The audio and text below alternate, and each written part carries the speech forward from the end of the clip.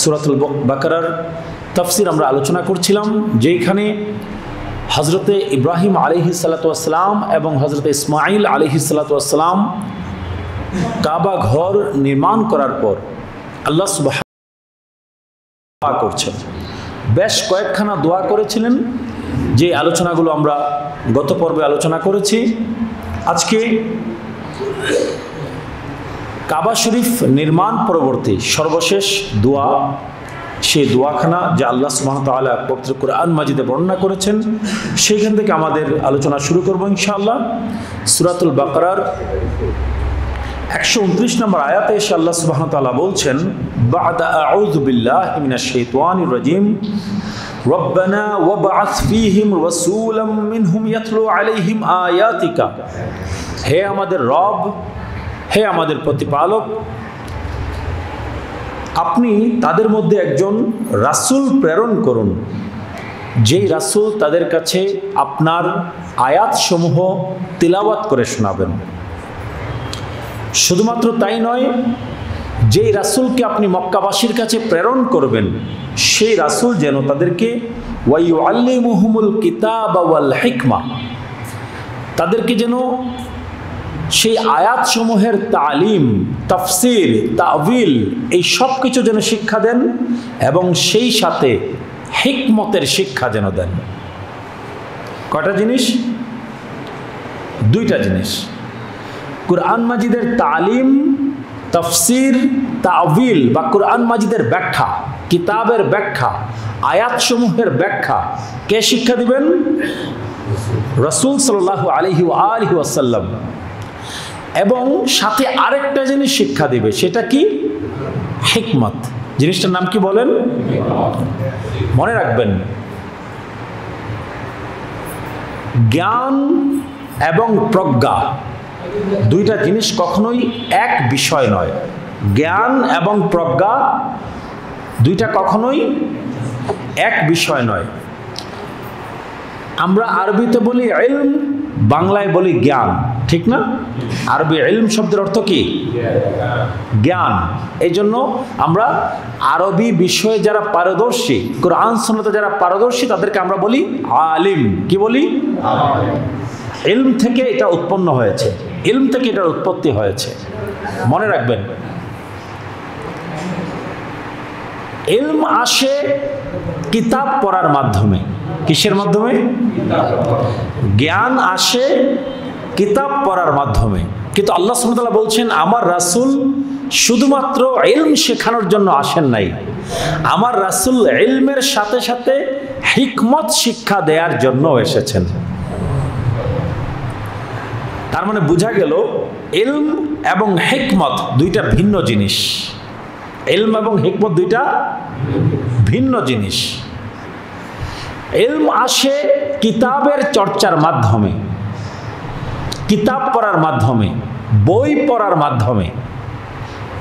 আর হিকমত যে জিনিসটা, এইটার যদি এক্সাক্ট বাংলা যদি আমরা করি, প্রজ্ঞা দ্বারা আমরা বুঝাতে পারি। ইংলিশে বলে উইজডম। ইংলিশে কি বলে? ইংলিশে বলে উইজডম, বাংলায় বলে প্রজ্ঞা। এইটার স্থান ইলমের চাইতেও আরেকটু উপরে। আল্লাহ সুবহানাহু ওয়া তাআলা কুরআন মাজিদে বলেছেন, ওয়া মান ইউতাল হিকমাতা ফাকাদ উতিয়া খায়রান কাসীরা। যাকে হিকমত দেয়া হয়েছে, তাকে তার প্রভূত কল্যাণ তাকে দান করা হয়েছে। তো ইলম এবং হিকমত দুইটা এক জিনিস নয়। হিকমত যদি অর্জন করতে হয়, ইলম কিতাব পড়ার মাধ্যমে আসবে, কিন্তু হিকমতের জন্য একজন যোগ্য শিক্ষকের সোহবত প্রয়োজন। কি প্রয়োজন বলেন? একজন যোগ্য উস্তাদের সোহবত প্রয়োজন, সঙ্গ প্রয়োজন। এটা সিনা বসিনা আসে, এটা শুধুমাত্র মুখের কথার মাধ্যমে এই জিনিস আসে না। আমরা সকলেই কম বেশি জানি, নবী করিম সাল্লাল্লাহু আলাইহি ওয়াসাল্লাম যখন মক্কা শরীফ থেকে মদিনা শরীফে হিজরত করেন, তখন বেশিরভাগ সাহাবা একরাম কিন্তু ঘর সংসার, পরিবার পরিজন, ব্যবসা বাণিজ্য, চাকরি বাকরি, যে যার যার পেশা এবং ঘর সংসার নিয়ে বেশিরভাগ সাহাবায়ে কেরাম ব্যস্ত ছিলেন, কিন্তু 70 জন সাহাবী ছিলেন যেই সাহাবায়ে কেরামের না ঘর ছিল, না সংসার ছিল, না স্ত্রী ছিল, না পুত্র ছিল, না চাকরি ছিল, না ব্যবসা ছিল, কিছুই ছিল না। তাদের ঘর বাড়িও ছিল না। তারা কোথায় থাকতেন? মসজিদে নববীর বারান্দায়। কোথায় থাকতেন বলেন? তাদের শানে কিন্তু কোরআন মাজিদের বেশ কয়েকখানা আয়াত নাজিল হয়েছে তাদের প্রশংসায়। তাদের প্রশংসা করে আল্লাহ সুবহানাহু ওয়া তাআলা কোরআন মাজিদের বেশ কয়েকখানা আয়াত নাজিল করেছেন। এবং মসজিদে নববীর বারান্দায় বসবাসকারী সেই সাহাবায়ে কেরামকে ডাকা হতো আহলে সুফফা। কি ডাকা হতো বলেন? মানে বারান্দার অধিবাসী। কিসের অধিবাসী বলেন? তাদের কাজ কি ছিল? তাদের কাজ ছিল শরীয়তের জ্ঞান চর্চা করা। বারগাহের সালাতে হুজুর পুর নূর সাল্লাল্লাহু আলাইহি ওয়া আলিহি ওয়াসাল্লামের কাছে কুরআন মাজিদের যে আয়াত নাজিল হতো, নাজিল হওয়ার সাথে সাথে সেই সকল সাহাবায়ে কেরাম মুখস্থ করে নিতেন। নবী করিম সাল্লাল্লাহু আলাইহি ওয়াসাল্লামের কাছে সুন্নতের শিক্ষা নিতেন। এবং এই সকল কিছুর সাথে তারা নবীজির সোহবতে সবচেয়ে বেশি থাকতেন। কারণ কি আমরা সকলেই জানি নবী করিম সাল্লাল্লাহু আলাইহি ওয়াসাল্লামের ঘর এবং মসজিদে নববীর মধ্যে শুধুমাত্র একটা দেয়ালের পার্থক্য ছিল। আমার কথা বুঝতে পারছেন আপনারা? আপনারা যদি হজ্জে যান, উমরাতে যদি যান, যেইখানে এখন নবী করিম সাল্লাল্লাহু আলাইহি ওয়াসাল্লাম শুয়ে আছেন সেইখানে কিন্তু নবীজির ঘর ছিল, আম্মাজান আয়েশার ঘর, আম্মাজান সাইয়্যিদা আয়েশা সিদ্দিকা রাদিয়াল্লাহু আনহার ঘর। সেই ঘরেই আমার নবী শুয়ে আছেন। সেই ঘর থেকে মসজিদে নববীর দূরত্ব কতটুকু? একটা মাত্র দেয়াল, একটা মাত্র দেয়াল। দেয়াল থেকে এই পাশে আসলেই মসজিদে নববী, আর ভেতরে গেলেই দয়াল হাবিব নবীজির পবিত্র ঘর। তো যেই 70 জন সাহাবী যাদের ঘর সংসার, স্ত্রী পুত্র পরিবার পরিজন কোনো কিছুই ছিল না, তাদের কাজ একটাই ছিল নবীর সোহবতে থাকা এবং নবী করিম সাল্লাল্লাহু আলাইহি ওয়াসাল্লামের কাছে জ্ঞান চর্চা করা, জ্ঞান শিক্ষা করা, ওহির জ্ঞান, ইলমের জ্ঞান, সুন্নতের জ্ঞান এবং আরেকটা ইম্পর্টেন্ট জ্ঞান, সেটা কি? হিকমত শিক্ষা করা। এই হিকমতের শিক্ষা কখনো কিতাব পড়ে আসে না। এই হিকমতের শিক্ষা কখনো বাহ্যিকভাবে আসে না। এটা সিনা বসিনা চলে, সিনা থেকে সিনায়। তো আল্লাহ সুবহানাহু ওয়া তাআলা বলছেন আমার রাসূলের কাজ শুধুমাত্র বাহ্যিক জ্ঞান শিক্ষা দেয়া নয়। আমার রাসূল অবশ্যই বাহ্যিক জ্ঞান শিক্ষা দিবেন, শরীয়তের জ্ঞানও শিক্ষা দিবেন, কিন্তু তার সাথে সাথে আমার রাসূল হিকমতের শিক্ষাও দিবেন। সূরা বাকারাতে এসেছে আল্লাহ সুবহানাহু ওয়া তাআলা বলছেন ওয়াত্তাকুল্লাহ ওয়া ইউআল্লিমুকুমুল্লাহ। কুরআন মাজিদের সবচেয়ে বড় যে আয়াত, দীর্ঘ যে আয়াত, এই আয়াতের শেষ অংশ সূরাতুল বাকারার 282 নম্বর আয়াত, শেষের দিকে আল্লাহ সুবহানাহু ওয়া তাআলা বলছেন ওয়াত্তাকুল্লাহ ওয়া ইউআল্লিমুকুমুল্লাহ। তোমরা আল্লাহকে ভয় করো, আল্লাহ তোমাদেরকে শিক্ষা দিবেন। এখন আমরা সকলেই জানি জ্ঞান আসে কিতাব পড়ার কারণে, ঠিক না? আমার সাথে আছেন তো আপনারা নাকি? জ্ঞান আসে কিতাব পড়ার কারণে, কিন্তু আল্লাহ এখানে বলছেন না, আরেক প্রকারের বিশেষ জ্ঞান আমি আল্লাহ তোমাদেরকে দান করি তাকওয়ার বিনিময়ে। যদি আমি আল্লাহকে যেইভাবে ভয় পাওয়া প্রয়োজন সেইভাবে তোমরা যদি ভয় পেতে পারো, আমি আল্লাহ তোমাদেরকে বাহ্যিক শরীয়তের জ্ঞানের বাইরেও আরেকটা বিশেষ জ্ঞান শিক্ষা দেব।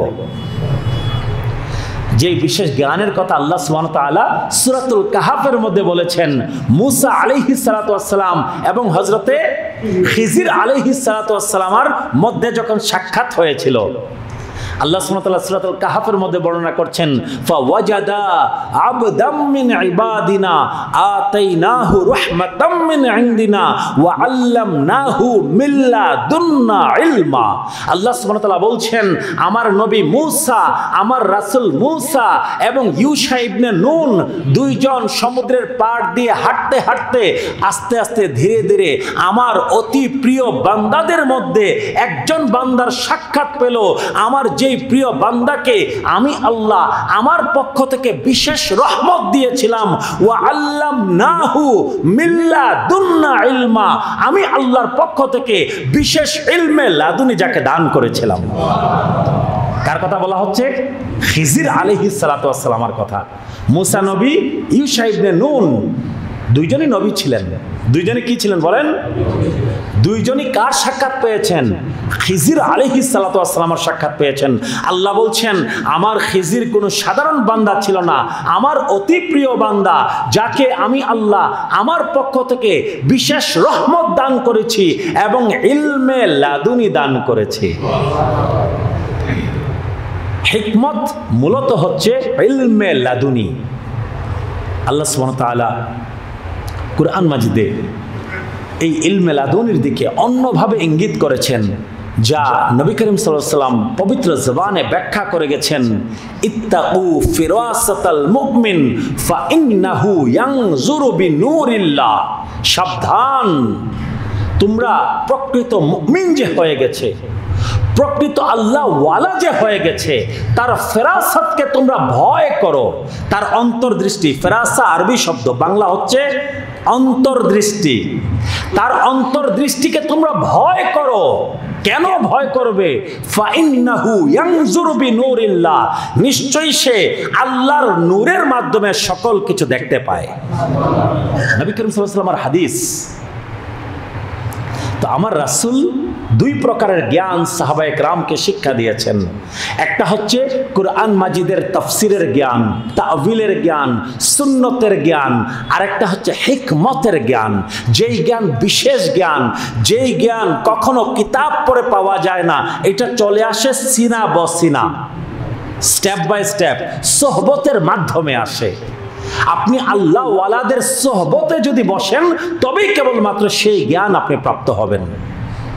আল্লাহ ওয়ালাদের সোহবত ছাড়া এই জ্ঞান পাওয়া যায় না।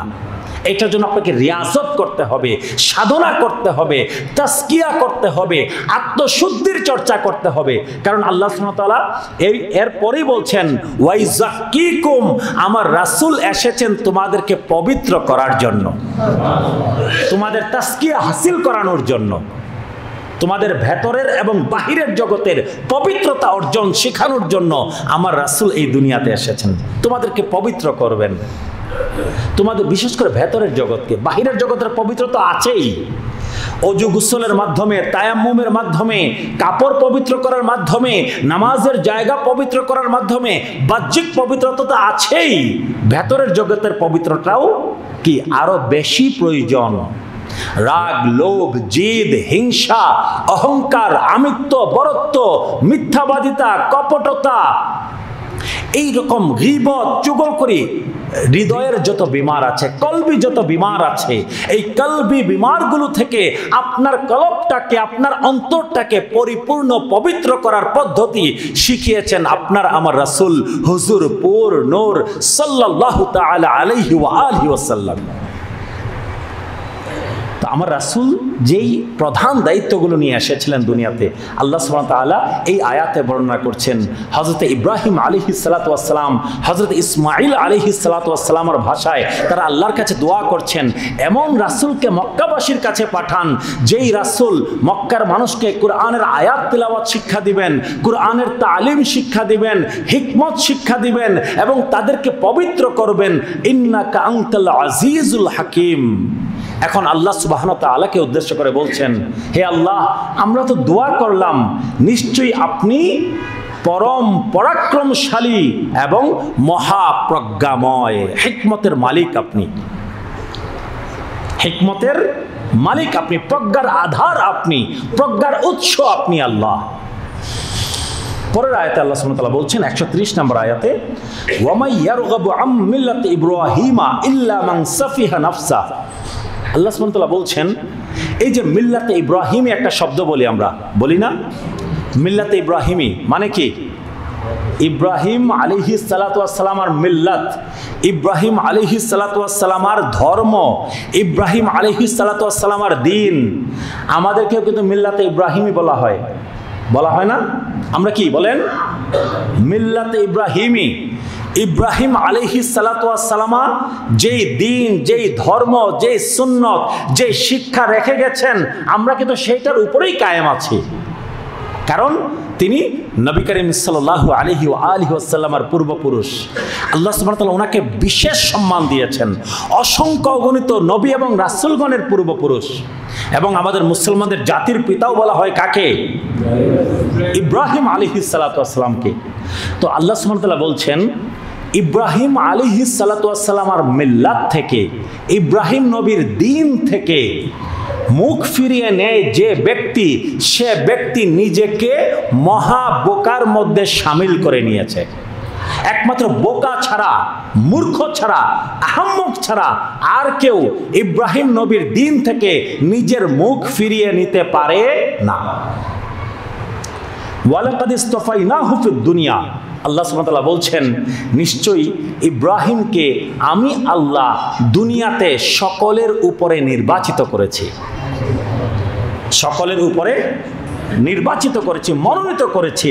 ওয়া ইন্নাহু ফিল আখিরাতি লামিনাস সালিহিন, নিশ্চয়ই তিনি আখিরাতেও সালিহিন, নেককার, পরহেজগার, আল্লাহ ওয়ালা বান্দাদের মধ্যে অন্তর্ভুক্ত। নিশ্চয় তিনি আখিরাতেও কি নেককার, পরহেজগার, আল্লাহ ওয়ালা বান্দাদের মধ্যে অন্তর্ভুক্ত। অতঃপর 131 নম্বর আয়াতে আল্লাহ সুবহানাহু ওয়া তাআলা বলছেন, ইয ক্বালা লাহু রাব্বুহু আসলিম, আল্লাহ সুবহানাহু ওয়া তাআলা বলছেন, আমার ইব্রাহিম খলিলকে, আমার বন্ধু খলিলকে আমি আল্লাহ যখন বললাম যে আসলিম, আমি আল্লাহর কাছে আত্মসমর্পণ করুন, ক্বালা আসলামতু লিরাব্বিল আলামিন, ইব্রাহিম আলাইহিস সালাতু ওয়াস সালাম এক সেকেন্ডও দেরি করলেন না, বললেন কি, আমি নিশ্চয়ই সমগ্র জগতের রব, সমগ্র জগতের প্রতিপালক সেই আল্লাহর কাছে আমি সারেন্ডার করে নিলাম, আত্মসমর্পণ করে নিলাম। আল্লাহ সুবহানাহু ওয়া তাআলা বলতে দেরি, ইব্রাহিম আলাইহিস সালাতু ওয়াস সালাম আর কি সারেন্ডার করতে দেরি হয় নাই। এই সারেন্ডার কেমন সারেন্ডার? এই সারেন্ডার এমন সারেন্ডার, যখন হুকুম এসেছে যে নমরুদের তৈরি করা আগুনের মধ্যে ঝাঁপ দাও, ইব্রাহিম আলাইহিস সালাতু ওয়াস সালাম এক মুহূর্ত ডান বাম কোনো চিন্তা করেন নাই, সেই আগুনের মধ্যে ঝাঁপ দিয়েছেন। দিয়েছেন কিনা? যখন আদেশ এসেছে একমাত্র পুত্র ইসমাইলকে আমি আল্লাহর নামে কুরবানি করে দাও, ইব্রাহিম আলাইহিস সালাতু ওয়াস সালাম এক সেকেন্ডও, এক মুহূর্ত বিলম্ব করেন নাই, ছুরি কিন্তু পুত্রের গলায় চালিয়ে দিয়েছেন। যখন আল্লাহ সুবহানাহু ওয়া তাআলা বলেছেন যে তোমার একমাত্র পুত্র এবং তোমার স্ত্রী হাজেরাকে এই মক্কার মরুভূমির মাঝখানে, যেখানে মানুষ নাই, জন নাই, পানি নাই, গাছ নাই, পালা নাই, নাই বলতে কিছু নাই, এই বিরান ভূমির মধ্যে তোমার সন্তান এবং তোমার স্ত্রীকে নিয়ে রেখে আসো। ইব্রাহিম আলাইহিস সালাতু ওয়াস সালাম বলেছেন কি, সামি'না ওয়া আতা'না, হে আল্লাহ আপনি আদেশ করেছেন, আমার মানতে কোনো বাধা নাই। সেই মরুভূমির মাঝখানে স্ত্রী এবং সন্তানকে রেখে চলে এসেছেন। আল্লাহ সুবহানাহু ওয়া তাআলা যখনই কোনো আদেশ করেছেন, ইব্রাহিম আলাইহিস সালাতু ওয়াস সালাম বলেছেন কি, সামি'না ওয়া আতা'না, হে আল্লাহ আপনি যেইভাবে বলেন আমি সেইভাবেই করতে রাজি আছি। এখন এর আগের আয়াতে আল্লাহ সুবহানাহু ওয়া তাআলা বলেছেন যে ইব্রাহিমের রীতি নীতি পদ্ধতি থেকে যে দূরে সরে যায়, ইব্রাহিমের মিল্লাত থেকে যে দূরে সরে যায়, সে হচ্ছে একটা আহম্মক, সে হচ্ছে একটা বোকা। এর আগের আয়াতে বলেছেন না আল্লাহ এই কথা? তার মানে কি? আল্লাহ সুবহানাহু ওয়া তাআলা আমাদেরকে শিক্ষা দিচ্ছেন, হে মুসলমান জাতি, তুমি যদি সত্যিকার অর্থে তুমি যদি মুসলমান হতে চাও, ইব্রাহিম নবী যেইভাবে আল্লাহর কাছে আত্মসমর্পণ করেছেন, সেইভাবে তুমিও আমি আল্লাহর কাছে আত্মসমর্পণ করে নাও। এখন আমরা চিন্তা করেন আপনারা আমার কথা, আমরা আল্লাহর কাছে আত্মসমর্পণ করব, দূরে থাক। নিজের সন্তান আল্লাহর নামে জবাই দিব, দূরে থাক। স্ত্রী এবং সন্তানকে আমরা ত্যাগ করব, দূরে থাক। আমরা আমাদের নিজের নফসের খায়েশ খেয়াল পর্যন্ত ত্যাগ করতে পারি নাই। নিজের নফসের খায়েশ খেয়ালটা পর্যন্ত ত্যাগ করতে পারি নাই। নিজের সম্পদ, নিজের বাদশাহী, নিজের রাজত্ব, টাকা পয়সা, অর্থ সম্পদ, স্ত্রী পুত্র পরিবার পরিজন, এইগুলো আল্লাহর রাস্তায় আমরা কুরবানি করব, দূরের কথা। নিজের নফসের কুপ্রবৃত্তি পর্যন্ত আমরা আল্লাহর রাস্তায় আমরা ত্যাগ করতে পারি নাই। মন চাইলে নামাজ পড়লাম, মন চাইলে নাই। মন চাইলে আল্লাহর ইবাদত করলাম, মন না চাইলে নাই। মন চাইলে জাকাত দিলাম, মন না চাইলে জাকাত নাই। মন চাইলো জাকাত দিলাম, মন না চাইলে জাকাতের হিসাবে একটু হেরফের করে 1 লাখের জায়গায় কোনো রকমে 5-7 হাজার দান সদকা করে আল্লাহর কাছ থেকে মোটামুটি আমরা মুক্তি নিয়ে নিলাম। আমরা মনে করি আর কি, আছে না এরকম? বাংলাদেশের মানুষ মনে রাখবেন, প্রসঙ্গক্রমে একটা কথা বলি, যদি বাংলাদেশের যাদের উপরে জাকাত ফরজ তারা যদি ঠিক মতো যদি জাকাত আদায় করে, বাংলাদেশের কোনো গরিব মানুষ থাকার কথা না। এটা আমি হিসাব করে বলছি। যত মানুষ আছে সরকারকে ট্যাক্স দেওয়ার ক্ষেত্রে যেরকম চার্টার্ড অ্যাকাউন্টেন্ট দেখে 6-9 করে, জাকাতের ক্ষেত্রেও ঠিক সেম একই জিনিস করে। আমার কথা মনে হয় সবার ভালো লাগবে না। চার্টার্ড অ্যাকাউন্টেন্ট ডেকে ব্যবসায় সরকারকে ট্যাক্স ফাঁকি দেওয়ার জন্য যেইভাবে 6-9 করে, ঠিক একই রকম 6-9 কিন্তু জাকাতের ক্ষেত্রেও করে। কোনো সঠিক হিসাব নাই, লামসাম কোনো একটা কিছু দিয়ে মুক্তি পাওয়া। আল্লাহকে কি ঠকানো সম্ভব? সরকারকে ঠকাতে পারবেন, মানুষের চোখে ধুলা দিতে পারবেন, আল্লাহকে ঠকানো সম্ভব? ফসলের জাকাত একটা জিনিস, এটা তো আমরা অনেকে জানি না। ফসলের মধ্যে যে জাকাত আছে আমরা অনেকে জানি না। জাকাত যদি মুসলমান সঠিকভাবে যদি দেয়, 200 কোটি মুসলমানের মধ্যে কোনো গরিব থাকার কথা না, হিসাব করে যদি জাকাত দেওয়া হয়। তো আমরা সামান্য টাকার মায়া ছাড়তে পারি না। ইব্রাহিম নবীর মতো পুত্রের মায়া ছেড়ে দিব, স্ত্রীর মায়া ছেড়ে দিব, এটা আমাদের জন্য কি অনেক দূরের বিষয় না? অথচ আল্লাহ সুবহানাহু ওয়া তাআলা বলছেন, যদি তোমরা সত্যিকারের মুসলমান হতে চাও, আল্লাহর কাছে আত্মসমর্পণকারী মুসলমান যদি হতে চাও, আমার ইব্রাহিমের মতো তোমাদেরকে কিন্তু ত্যাগ করতে হবে, স্যাক্রিফাইস করতে হবে। আল্লাহর সাথে 9-6 চলবে না। 9-6 এই দুনিয়াতে করতে পারেন, কিন্তু ইন্না বাতশা রাব্বিকা লাশাদীদ, মনে রাখবেন আল্লাহর পাকড়াও বড় মারাত্মক পাকড়াও। যেই দিন ধরবেন কাউকে ছাড় দিবেন না।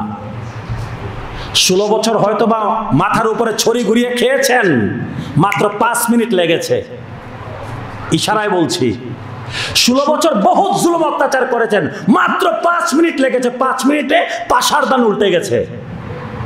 তো এত বড় ক্ষমতাধর যদি 5 মিনিটে পালাতে পারে, সিরিয়াতেও হয়েছে, দেখেন নাই?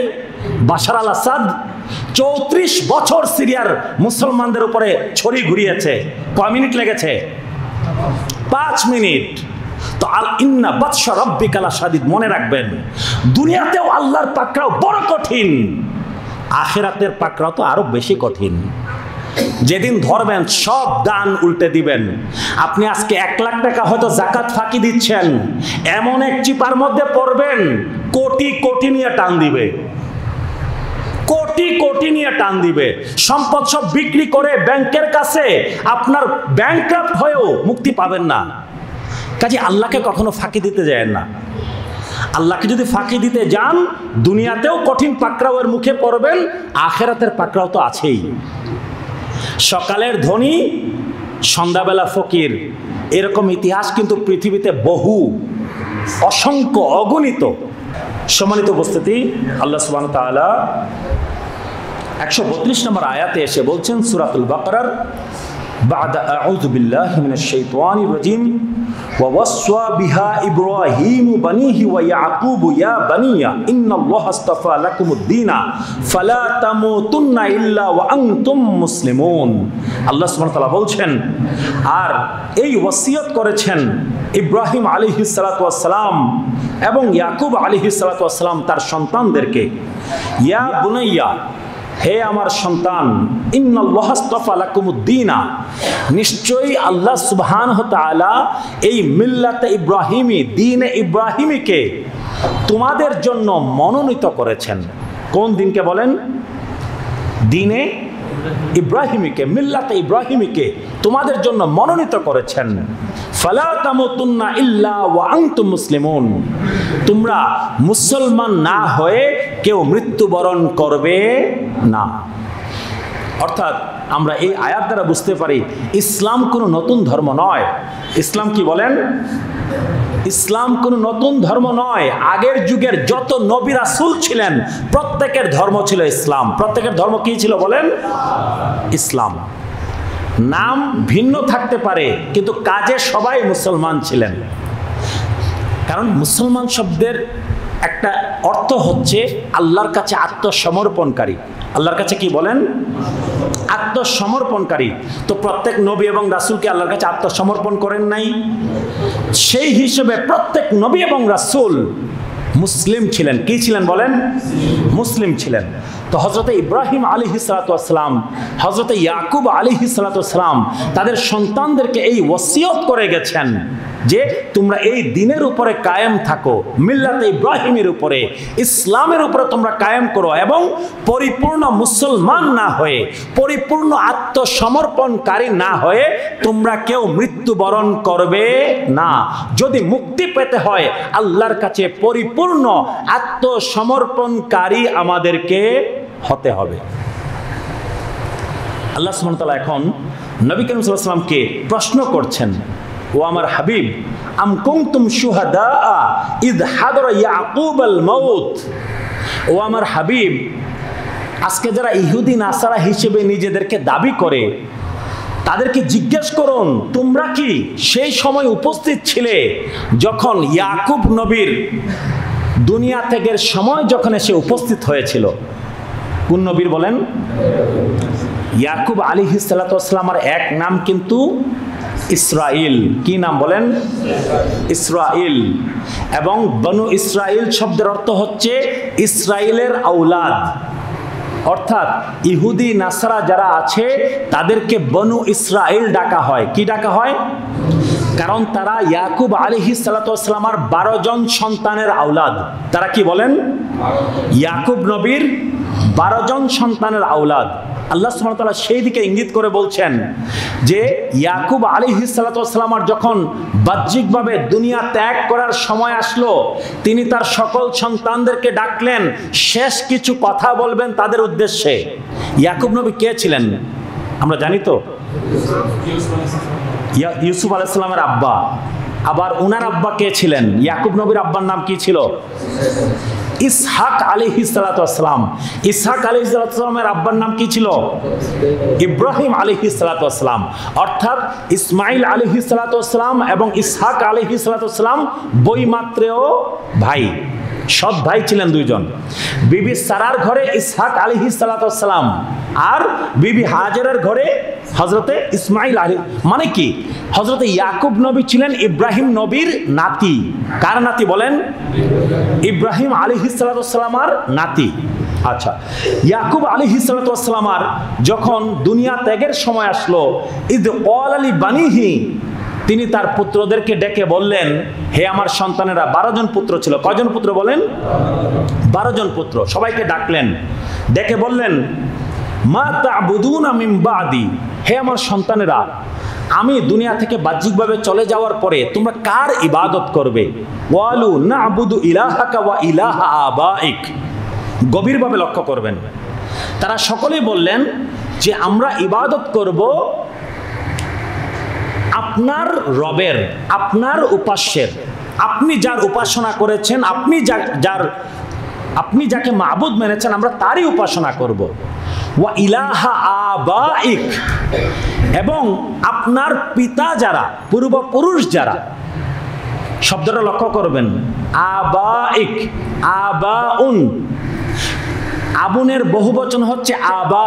আবুন মানে হচ্ছে পিতা। আবুন মানে কি বলেন? গভীর মনোযোগ। আবুন মানে কি?